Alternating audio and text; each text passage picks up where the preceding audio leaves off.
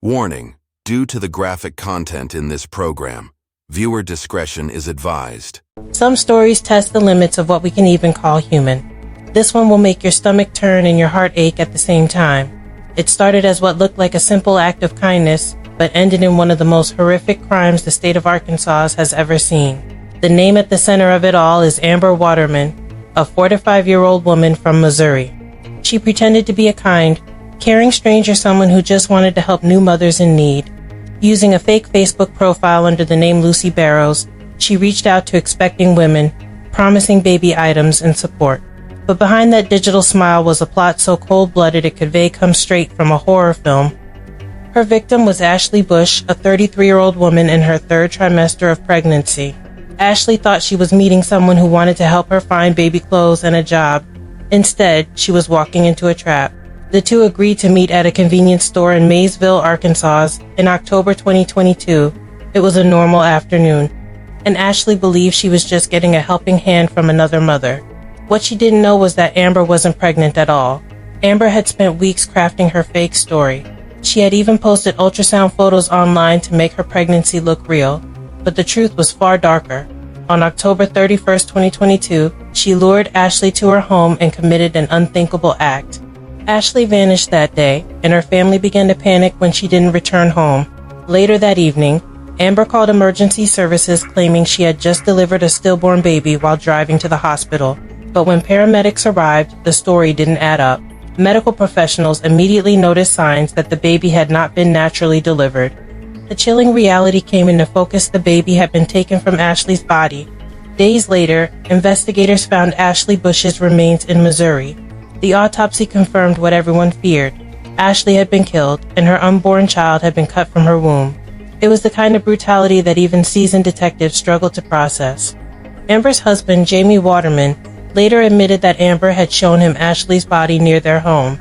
Instead of reporting the crime, he helped burn the remains to cover it up. He now faces federal charges as an accessory after the fact. Federal prosecutors charged Amber with kidnapping resulting in death and causing the death of a child in utero.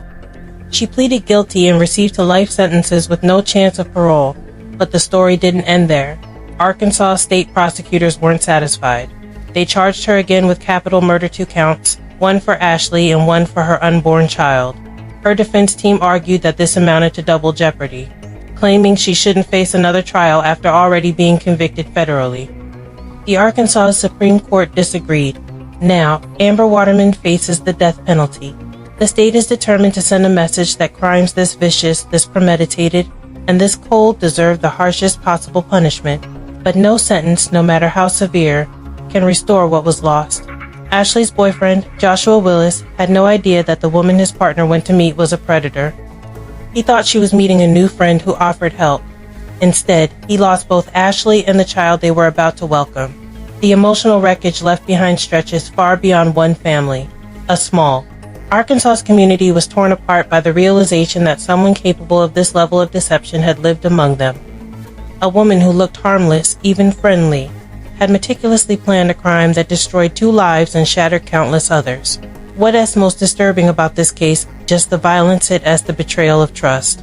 Amber inserted herself into a world built on empathy and motherhood, exploiting it for her own twisted desires. She weaponized compassion. She faked pregnancy, faked kindness, and faked friendship, all to carry out an act of evil that feels almost beyond comprehension. As the legal system closes in, many still struggle to understand why. What drives a person to do something so cruel? Was it delusion, desperation, or pure malice? Whatever the reason, it doesn't change the outcome. A young mother is gone, and her family will never see justice as enough to fill that void. Even now, the story serves as a reminder to be cautious online. What seems like a helping hand can sometimes hide a predator's plan. Evil doesn't always announce itself. Sometimes it smiles, says, "I just want to help," and waits for you to trust it. This is Vanessa Hartwell. Stay alert, stay safe, and remember, sometimes what looks like kindness can be the bait for something unthinkable.